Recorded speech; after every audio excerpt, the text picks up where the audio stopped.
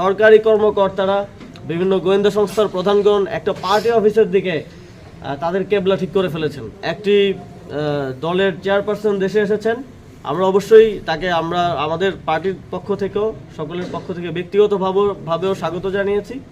তবে তারপরে আমরা যেটা দেখলাম সেটা বাংলাদেশের গণতন্ত্রের জন্য একটা অশনি সংকেত। আমরা দেখলাম যে বিভিন্ন সরকারি কর্মকর্তারা বিভিন্ন গোয়েন্দা সংস্থার প্রধানগণ একটা পার্টি অফিসের দিকে তাদের কেবলা ঠিক করে ফেলেছেন। তারা সেখানে নিয়মিত যাচ্ছেন এবং আমরা মনে করছি যে এটা বাংলাদেশের গণতন্ত্রের জন্য হুমকি স্বরূপ।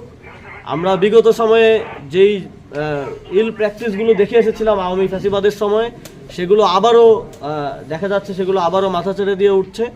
আমরা বাংলাদেশের সবসময়ই দেখেছি প্রশাসনের ঝোঁক থাকে ক্ষমতাসীনদের প্রতি, কিন্তু ক্ষমতাসীন হওয়ার আগেই, মানুষের জনরায় প্রকাশিত হওয়ার আগেই এই ধরনের ধৃষ্টতা আমরা কোনোভাবেই মেনে নেব না। এবং আমরা সরকারকে এবং নির্বাচন কমিশনকে আহ্বান জানাবো যে যারা সেখানে গিয়েছেন তারা স্পষ্টভাবেই তাদের সরকারি চাকরির যে বিধিমালা সেটা লঙ্ঘন করেছেন এবং একই সাথে বাংলাদেশের মানুষের আগামী নির্বাচনে জনরায় দেওয়ার এবং ভোটাধিকার প্রয়োগ করার যে একটা উৎসাহ ছিল, সেই উৎসাহেও ভাটা পড়েছে এই ধরনের কার্যক্রমের মধ্য দিয়ে। আমরা সরকারকে আহ্বান জানাবো যে যারা সেখানে গিয়েছেন তাদের বিরুদ্ধে দ্রুত শাস্তিমূলক ব্যবস্থা গ্রহণ করা এবং এটা জনগণের কাছে নিশ্চিত করা যে জনগণের ভোটাধিকার দেওয়ার জন্য এখনও সুযোগ বাকি আছে, এখনও আপনাদের মধ্যেই কোনো সেটেলমেন্ট হয়ে যায় নাই। এই কনফিডেন্সটা আপনাদেরকেই আনতে হবে। এখনও যখন রাস্তায় বের হই, মানুষ জিজ্ঞেস করে যে ভাই নির্বাচন কি হবে কিনা।